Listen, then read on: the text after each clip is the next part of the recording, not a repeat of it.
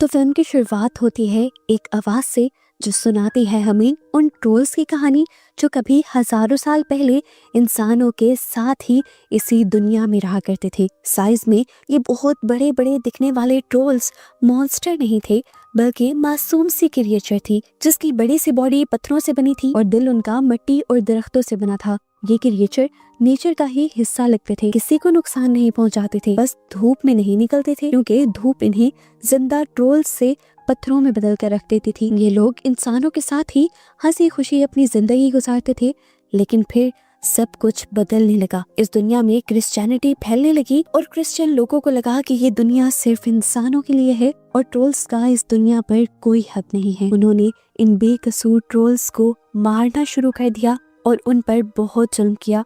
वो ट्रोल्स को जबरदस्ती खींच खींच कर धूप में लेकर आते थे ताकि ट्रोल्स पत्थर बन जाएं। क्रिश्चियंस का होली वाटर, होली बेल, ये सब चीजें ट्रोल्स को बहुत ही ज्यादा दुख देती थी, ट्रोल्स को कमजोर कर देती थी और क्रिश्चियंस इन चीजों का फायदा उठाते थे। हमें पता चलता है कि इस कहानी के मेन कैरेक्टर नोरा के डैड नोरा को हमेशा से यही कहानियां सुनाते थे। वो हमेशा नोरा से कहा करते थे कि मैं इस चीज को लेकर बहुत दुखी रहा हूँ कि इंसानों ने बेचारे ट्रोल्स की मदद नहीं की। इस टाइम पर नोरा अपने डैड से प्रॉमिस करती है कि अगर अभी भी इस दुनिया में अच्छे ट्रोल्स हुए तो वो हमेशा उनकी मदद करेगी। अब सीन कट होकर हमें फाइनली बड़ी हुई नोरा को दिखाया जाता है। पता चलता है कि उसके डैड मर चुके हैं और उनके गम में वो सबसे अलग एक जंगल में रहती है और ट्रोल्स पर अभी भी रिसर्च कर रही है। कुछ साल पहले उनका सामना ट्रोल्स से हो चुका है। जितनी भी उसके जहन में कंफ्यूजन थी ट्रोल्स को लेकर, वो सब खत्म हो गई है और वो अब पहले से ज्यादा अच्छे से ट्रोल्स पर रिसर्च कर सकती है।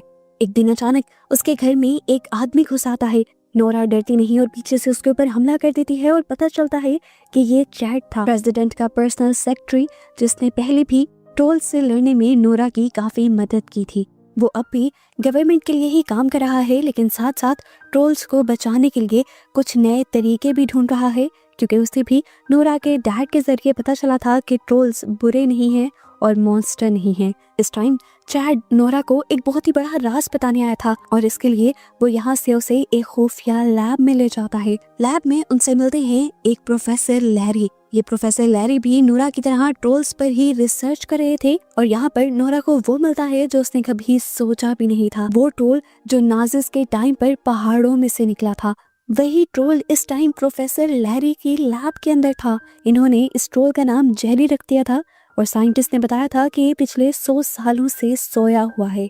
यहाँ पर नोरा को ये भी बात पता चलती है कि साइंटिस्ट अपनी रिसर्च के लिए इस ट्रोल के काफी सारे हिस्सों को काटते रहे हैं और ये बात सुनकर नोरा गुस्से से भर जाती है। उसे ट्रोल के लिए दुख हो रहा था। वो अब एक लिफ्ट के जरिए ऊपर ट्रोल के कान के करीब चली जाती है और चुपके से उसके कान में एक पोएम सुनाने लगती है। नोरा का प्यार, उसके इमोशंस एकदम से ट्रोल्स को आंखें खोलने पर मजबूर कर देते हैं और पता चलता है कि 100 सालों बाद जेरी नाम का ये ट्रोल दोबारा से जाग उठता है। खुद को बंधा हुआ देखकर वो पागल हो गया था।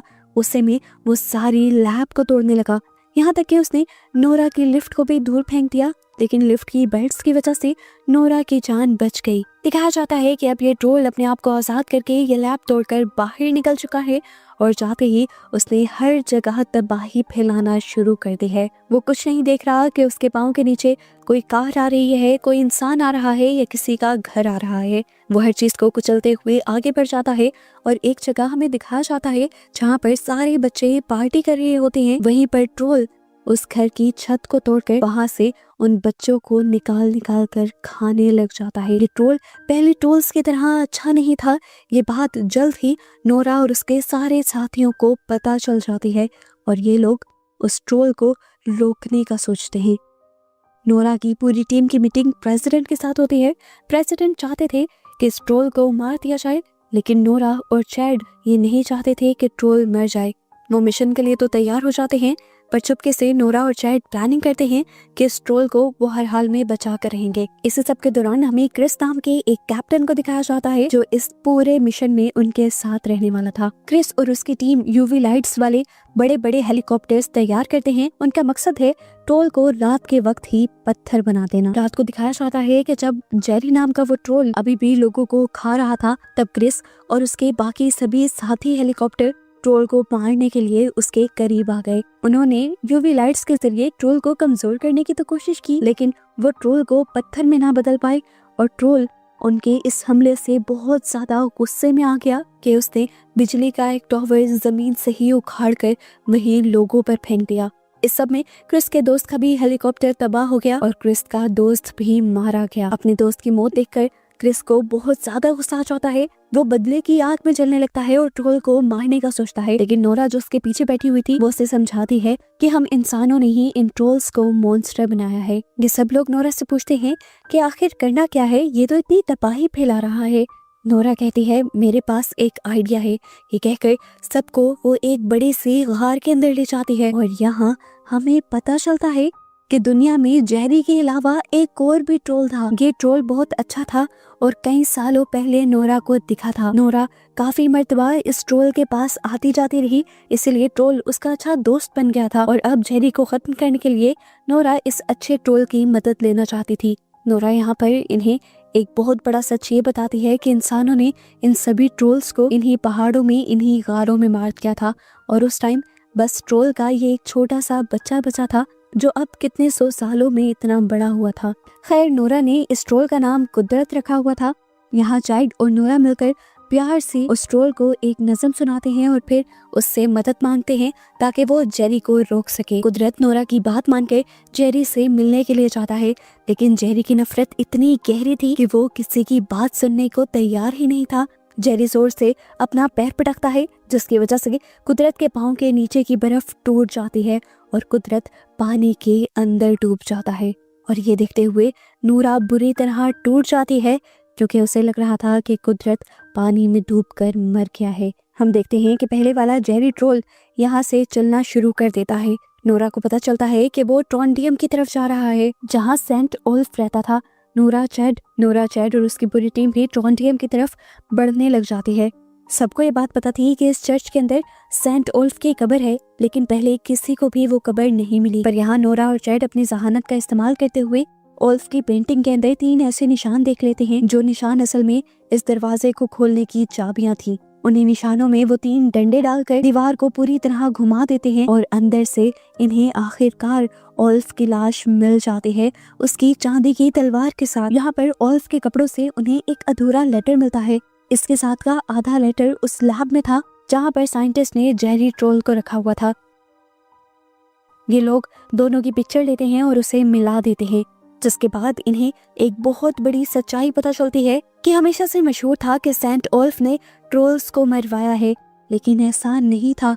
उसने तो ट्रोल्स को मारने का ऑर्डर दिया ही नहीं था। वो सिर्फ उन्हें दुनिया की दूसरी तरफ शिफ्ट करना चाहता था ताकि इंसान ट्रोल्स से और ट्रोल्स इंसानों से डिस्टर्ब ना हो। लेकिन चर्च ने उसका हुक्म नहीं माना और चर्च के कहे के मुताबिक सभी ट्रोल्स को मार दिया गया। और फिर चर्च ने इल्जाम लगाया कि ये सारा किया धरा ओल्फ का है और ये सब कुछ छुपाने के लिए उन्होंने आखिर ओल्फ को ही मरवा डाला और उसकी ग्रेव भी इतनी छुपा कर बनाई। नोरा को भी समझ आ गई कि जेरी अपने सभी साथी ट्रोल्स का बदला लेने के लिए ट्रॉन्टियम की तरफ बढ़ा था। इस ट्रोल को रोकने के लिए नोरा के डैड की रिसर्च से इन्हें पता चलता है कि ट्रोल को सिर्फ होली वाटर से ही कमजोर किया जा सकता है। पता चलता है कि इसी चर्च के नीचे होली वाटर की एक बहुत बड़ी झील थी। नोरा और उसकी टीम अब लोगों और मिलिट्री की मदद से होली वाटर से बनने वाले बहुत से हथियार यानी वेपन्स तैयार करते हैं। और जैसे ही जेरी रात को शहर में आता है, ये लोग पहले चर्च की घंटी बजा बजा कर उसे कमजोर कर देते हैं और उसके बाद बहुत सारे होली वाटर्स वाले हथियार उसके ऊपर फेंकते हैं। लेकिन इससे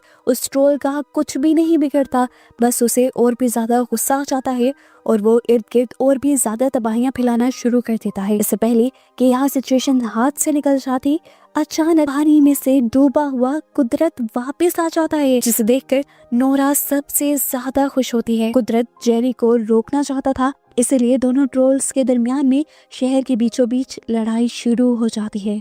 नोरा के साथी बताते हैं कि ट्रोल को पूरी तरह मारने के लिए उसके जिस्म में नहीं बल्कि उसके दिल तक होली वाटर पहुंचाना होगा और ये काम करना इतना भी आसान नहीं था। और इस काम को करने के लिए बस इनके पास अब एक ही वाटर बॉम्ब बचा था। ट्रोल हर टाइम हिल रहा था, ठीक उसके मुंह के अंदर निशाना लगाना तो पॉसिबल ही नहीं था।